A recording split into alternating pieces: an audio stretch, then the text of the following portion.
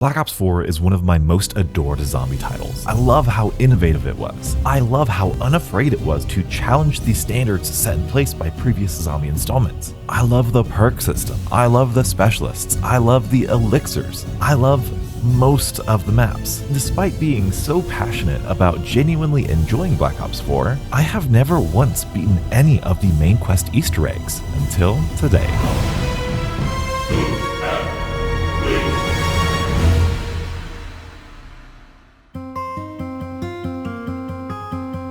I have always envied players who were able to complete main Easter egg quests in Zombies. To me, the main quest of zombie maps have always felt too tedious, convoluted, annoying, or challenging to actually attempt. It was only in Cold War where I saw how simple and easy those main quests were that I managed to give them a try. Throughout Cold War's lifecycle, I got super comfortable doing each of the map's main quests, and I was incredibly pleased with them. I loved their simplicity and straightforward approach. During this time of reflection, with the lackluster release of Vanguard, I have been going back and revisiting a lot of previous zombie experiences, and I have fallen back in love with Black Ops 4 Zombies. And after becoming so comfortable with Cold War's main quests, I felt the uncontrollable urge to give a real, genuine, old school type of zombies main quest a shot. So I asked everyone on my Discord, on this channel, and even on Reddit which quest would be worth giving a try for the first time. And there was absolutely no general consensus. So I just decided to try Dead of the Nights. I knew Dead of the Night, I loved Dead of the Night, I was good at Dead of the Night, and I watched the tutorial and it didn't seem too terrible. Starting the match was very simple. Just open up the map and start the setup process like normal. I had done this many times and it was a great way to calm my nerves. I took my time and tried to optimize each zombie to the best of my ability. There were two major steps that I was nervous about: the scratch mark step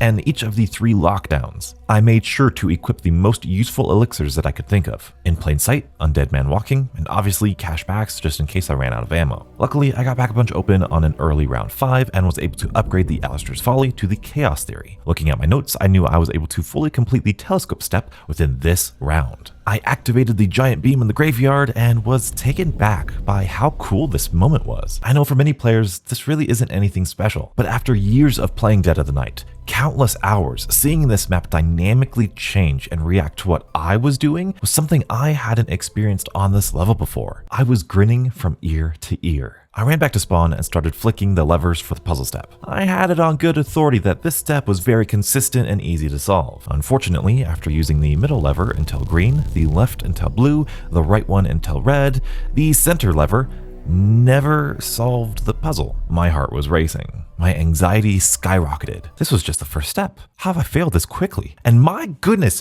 zombie, get off my back! Whew. This is probably my least favorite thing about these old school Easter eggs. Completing these genuinely interesting and fun puzzles might be a better experience if we didn't have to worry about a zombie slapping us in the back for 20 minutes while we solve this thing. It takes away our attention from this really cool puzzle and splits it between the annoying, non-threatening zombie constantly hitting us and breaking our shield. Luckily, Cold War Zombies did something amazing and had the zombies run away from players if they were completing a specific task throughout the main quest. That change made those quests infinitely more enjoyable and fun to complete. Thank you, Treyarch. Please keep this change going into the future. It's game changing. I decided to try and not get too hung up on this. I completed the puzzle again. Middle, green, left, blue, right, red, and center. I did it. I let out a huge sigh of relief, knowing that I made it past this step. But then came the scratch mark step. After consulting with a guide, I walked through each of the 7 different locations of these symbols, each of which has 3 different potential scratch mark locations, and I managed to find everything I was looking for. Yeah, I was really worried about this step, but it truly wasn't all that bad. That being said, it is still super tedious, and I can easily see players not wanting to memorize all of those locations just for this one quest. That being said, thinking as a game designer, I don't mind this step. It's consistent, it's easy, all of the scratch marks are in the main mansion so that players don't need to run around the entire map, and it's not too difficult once you get the hang of it. But as a player, especially someone who has never done a Black Ops 4 Easter egg, watching this step in all of the guides was mentally exhausting. I believe this is the big disconnect between the perceived difficulty of Easter eggs versus their actual difficulty. There are so many locations that these tutorials need to go over, but in reality, it's simply not as bad as it looks. I didn't expect that. It was a huge relief. Until I was putting these symbols into the telescope and I scuffed it up into the wrong sequence. So I had to do the entire scratch step again. Luckily, I didn't have to flip the round, it was just immediately changed. So that was pretty nice. I managed to put in the correct symbols this time, while still being very annoyed by the zombie still attacking me. I opened the doors to the telescope and I electrocuted it. It shot a beam into the air, clearing the sky and revealing a full moon. Goodness, I love this visual.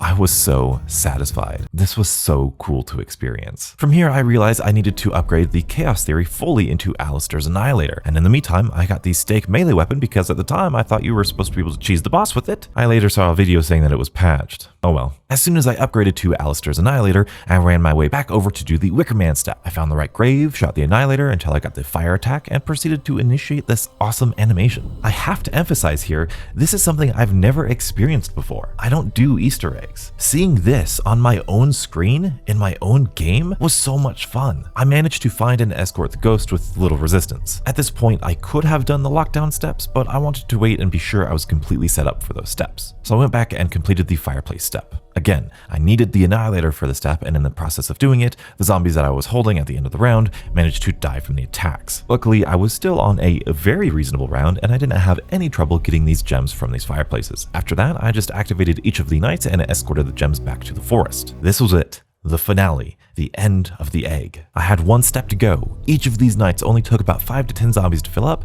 and I think this step automatically spawns a werewolf to kill in the center of these knights. And I was done. All I needed to do were the lockdowns and the boss fight. It was at this moment that my eyes were really starting to open. How have I been avoiding these quests for so long? What other great experience have I missed just because I was too afraid to give them a try? Except for the annoying zombie slapping my back during the telescope step, this quest has been incredibly fair and not too difficult to complete. If other Black Ops 3 and Black Ops 4 main quests were anything like this, I was excited to experience so much more than just Dead of the Night. I initiated the lockdown. It started slow, I used my Annihilator, and managed to survive very well. And then I realized that these lockdowns were comprised mainly of catalyst zombies and vampires. And when I say catalyst zombies, I mean all of them, all the time. These lockdowns are insane. That being said, thanks to the Annihilator, my shield, and Specialist, they were very manageable and never felt oppressively overwhelming. After completing the first two, my nerves were calmed, and after completing the final one, I was boss fight ready. I hit the box to try and get a homunculus, but to no avail. I made my way over to the boss fight and... Alright everyone, we are here at the boss fight. Figured might as well get my raw reaction here. I am terrified. I don't have a homunculus, but we're gonna do it anyway. We won't come back from this. This is the first Black Ops 4 Easter egg I've ever done. I've never seen this cutscene before.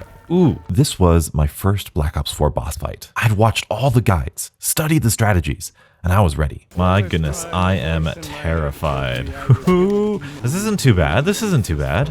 It looked a lot more chaotic in the videos I watched here. During the first section, I realized just how big and open this arena was. Yeah, there were all of those catalysts and vampires, but the space was so open that you could easily just go in one direction to change the tiles. All right, that's it. Here we go. We are going to lead this guy in, bait him a little bit. I can't really see him. There he is. Okay.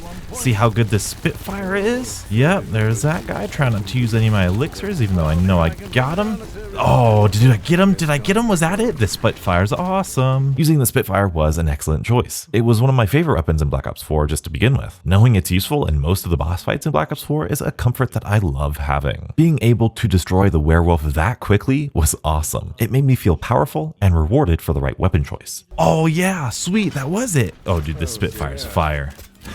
This is not too bad. I know it's only round 18, but this is pretty darn fun if you ask me. Stage 2 doesn't really have that many highlights, as it's just the red vampires and normal werewolves, which the Spitfire takes care of very well. I don't want any part of those Nosferatu guys. Oh, hey buddy. Oh, that looks so sick. The Spitfire is so good. Nice. Oh, we're out of ammo. That's okay. That's cool. That's cool. There's the... Oh, we got it. We got it. We got it. Here we go. Get this guy. Oh, yeah. Here we go. Here we go. Oh, dang it. Didn't mean to grab it. The final step. Here it is. One more to go. I have to find the invisible trap and keep moving the stones. There it is. There it is. Oh, boys. We got this. We got this. I find one. Nope. Oh, he's coming for me. Last phase, donuts. Don't choke here. Black Ops 4, please don't crash. Rotate the second. Okay, those two are aligned. I'm gonna have to go back over here and get the third. Nice. Get it, donuts. Let's go. I wait in the square and unleash everything I have into the boss. Okay, here we go. We're gonna in plain sight and we're gonna kill this guy. We're gonna do it. Beautiful people, we're gonna beat Black Ops 4. Oh my goodness, let's go. No. Oh, that was close though. That was close. So close. No worries. I set it up again. Find one, get another, and finally the third. And here we go again. Just for me, we're going to use this undead man walking just to see if it works. I think it does. Hello, werewolf. And for the first time in my entire zombies career, let's go, boys. We did it. We did it! I beat a Black Ops 4 main quest. That cutscene that I've seen dozens of times plays on my screen, and my eyes are locked on it. This wasn't just a YouTube video. This was my game. I did this. I completed it, and it was my accomplishment. This was such a fun achievement. Don't get me wrong, I was expecting to get a huge feeling of accomplishment, but I was also expecting a huge headache and a feeling of relief once I was done with it. I thought I would be glad because I was done with it, when in fact, it was quite the opposite. Dead of the Night made me want more. And this quest had so much more content and steps and events in it than many of the Cold War main quests. I was blown away. I have a newfound love for Dead of the Night, which is really saying something because I already loved Dead of the Night. But now, after experiencing everything in that game, I just appreciated everything about it that much more. In fact, I loved it so much that the day after I completed it, I did it again with zero help from any guides. And it was just as fun, if not more fun, than the first time. I am so glad that I stepped out of my comfort zone and tried this. I only hope the rest of the Black Ops 4 main quests are as nice to me as this one was. Speaking of being nice, check out this video where I explain how much I love Black Ops 4's perk system. It's one of my favorite discussions to have. And be sure to join my Discord, like the video, subscribe for more Call of Duty philosophy, and stay beautiful.